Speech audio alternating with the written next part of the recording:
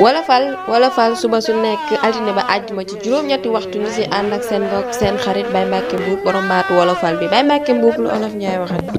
laago bu ko borom judduwaale benn docteur mënu koo faj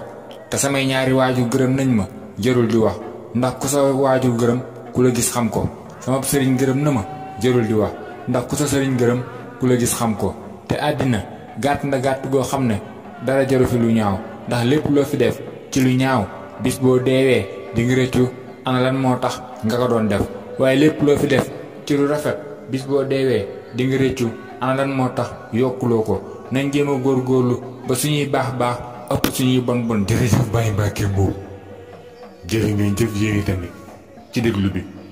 ñu ngi leen di jox dox daje ba suba ak jàmm ci beneen wolofal kon nag Soda Ndiaye jërë ngeen jëf ñu yëndoog jàmm.